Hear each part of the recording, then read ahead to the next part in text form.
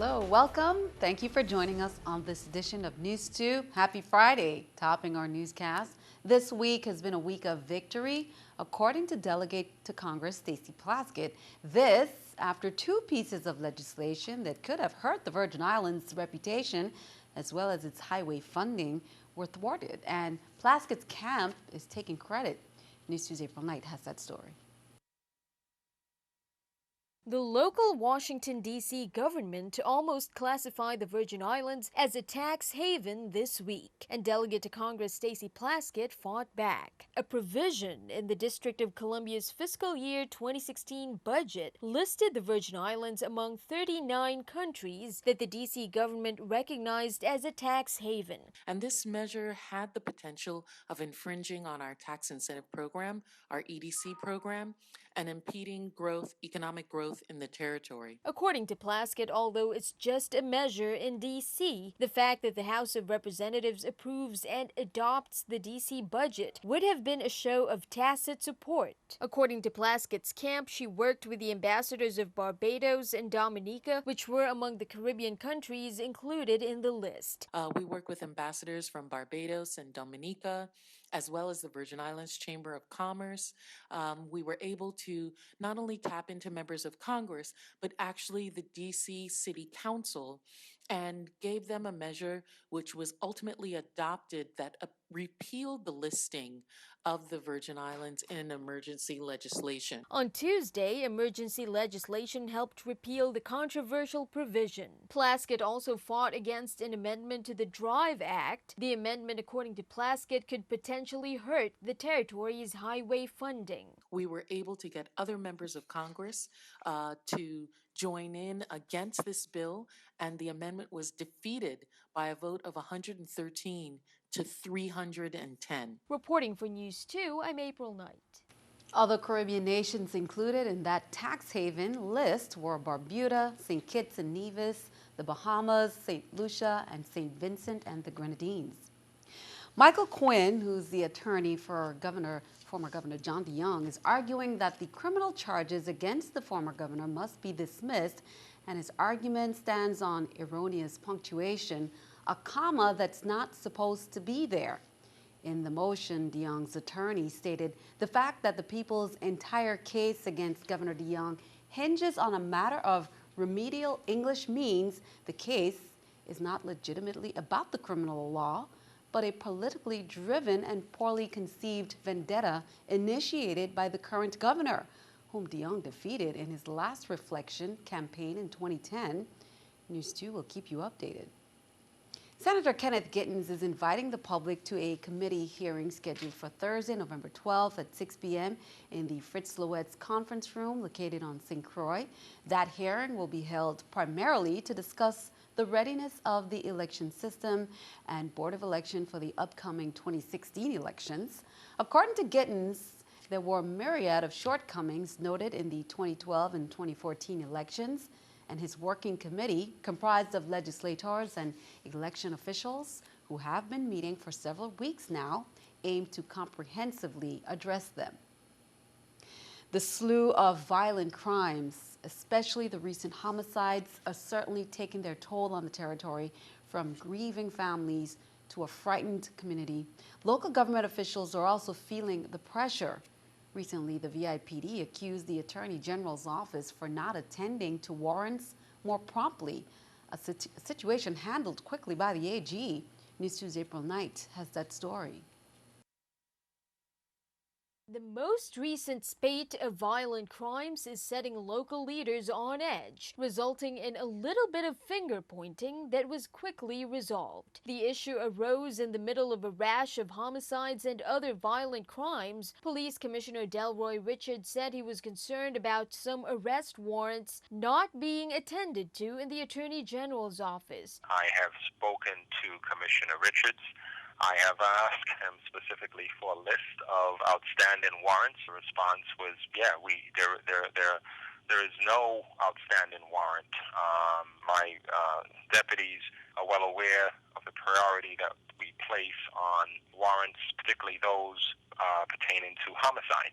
Walker denies that there are any recent pending arrest warrants in his office related to homicides in the past few weeks. He did, however, make the decision to dedicate 2 of his staff to handling police warrants from the VIPD. We have changed our process that when we do get warrants, our responses will be a lot quicker and more targeted. I have appointed 2 assistant attorney generals to work specifically on warrants from the Virgin Islands Police Department relating to any homicide. In all of this, both Walker and Richards expressed their desire for both their departments to work together on the rampant crime. They're also asking the community to turn in any information they might have that could help solve these crimes. Reporting for News 2, I'm April Knight.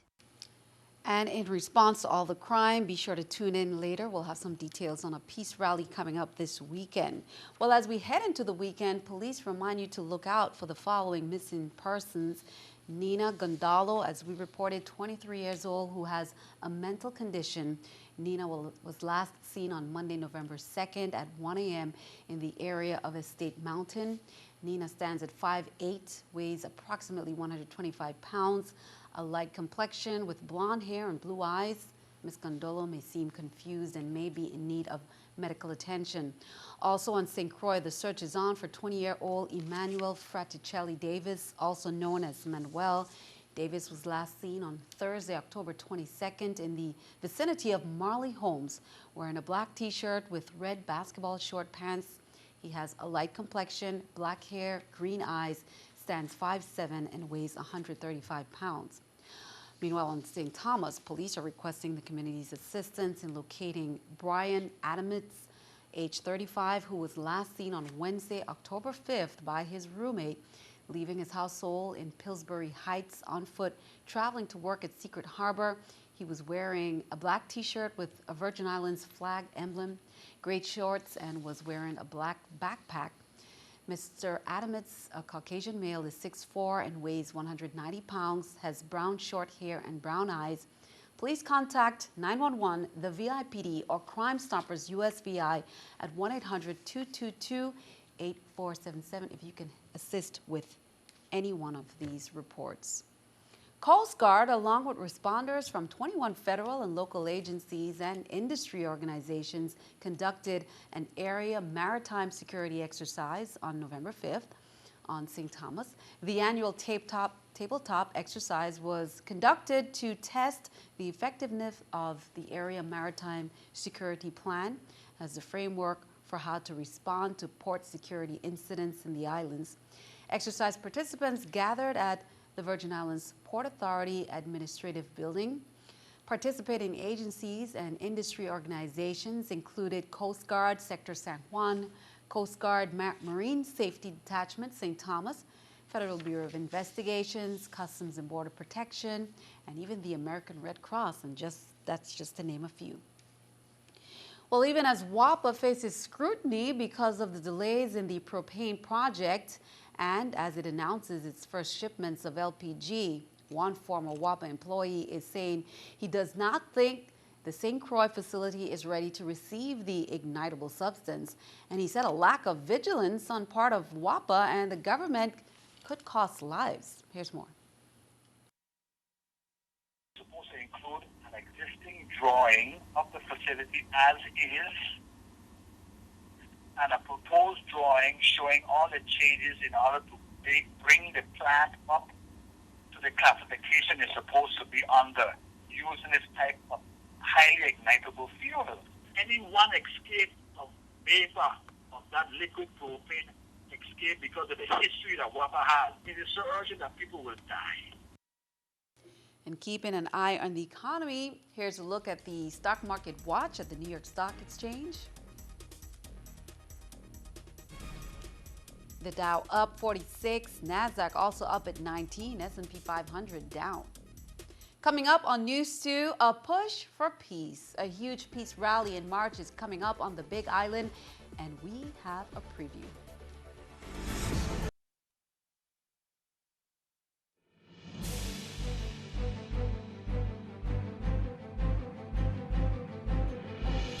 Welcome back. Classes were back in session at the John H. Woodson Junior High after being dismissed at 1 p.m. on Thursday.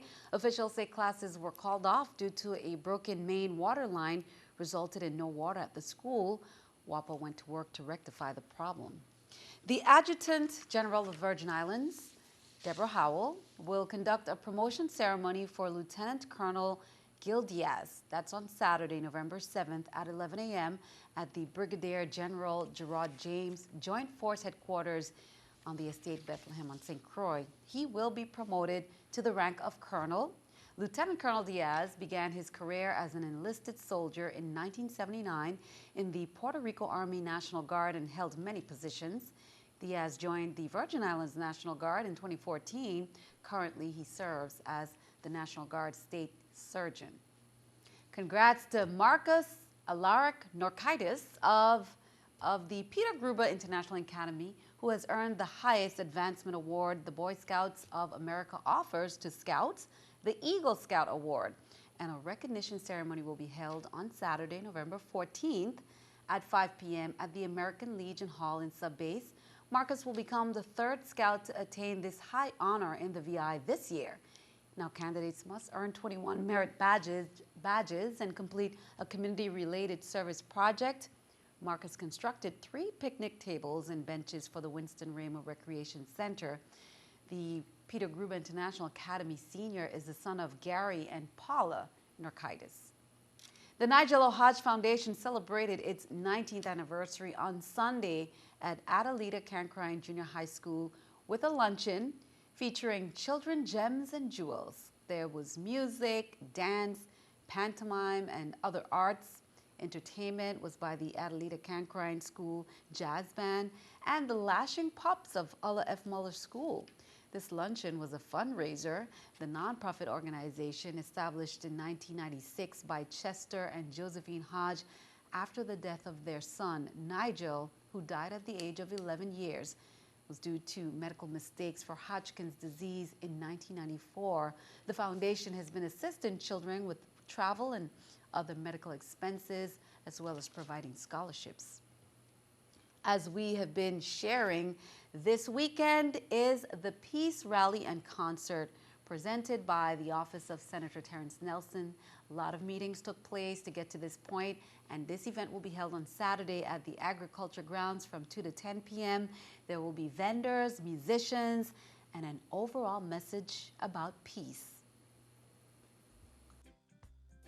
We're going to all be out here saying give peace a chance. It's our community, and we're asking you to come together. We want to see everybody come forward to pay tribute, to give us strength to all the families who losing loved ones in these times, and to make sure we're thinking of them. Wise up the place, Kawa. So much I see gone from the time I small to now, and it's bigger than I could speak about. I grew up in a rough neighborhood, and I think it's time to give peace a chance. I supporting it, full force, my band, we in it.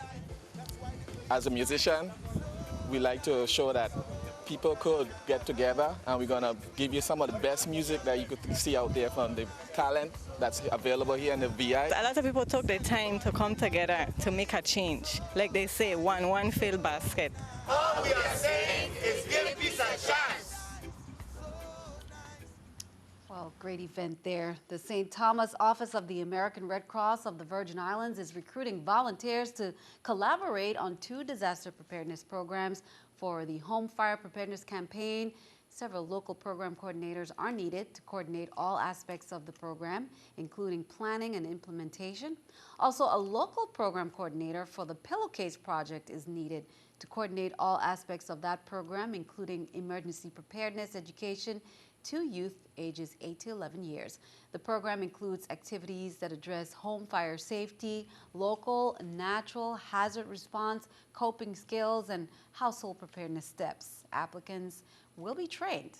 Call 774-0375 for more information.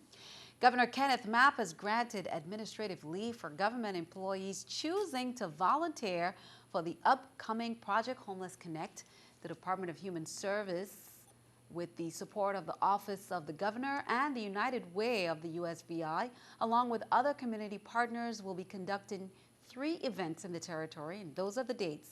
Friday, November 13th on St. Croix, Friday, November 20th on St. John, and Friday, December 4th on St. Thomas. Project Homeless Connect is an innovative initiative that was started in San Francisco, California, and has received national recognition. It's a one-stop shop where individuals who are homeless or at risk of becoming homeless can access care and a host of services all in one place. The VI has so much talent, and one of the most anticipated talent search is coming up. LP Records and Entertainment presents VI Music Idol. If you saw the last show, you know what you're in for. There will be a reality show filmed by some who have extensive backgrounds with BET to share the behind the scenes. LP Records Entertainment has prepped for the show, in which the winner takes all, including a 2015 Chrysler. Now, there will be judges by those on top in the music industry and guest performances, but crowd participation is a big deal, so be sure to show up. Saturday night, 7 p.m. is one of the competitions at the Rycole, but the grand finale is on November 14th. Ready for REEF Fest? Don't miss it. It's from 9 a.m. to 3 p.m. on Saturday, November 7th at Coral World Ocean Park. REEF Fest is aimed at promoting reef conservation and environmental awareness in the VI community. The community will get an opportunity to learn about coral reefs and fish biology. There will be music, entertainment, and raffle prize giveaways. This event is free and sponsored by the Virgin Islands Marine Advisory Service, Blue Flag USVI, and Coral World. There will be free parking and free roadside shuttle service from 10 to 3, live music, and even a reef rap competition. Be sure to stick around. Your News 2 AccuWeather forecast is coming up next.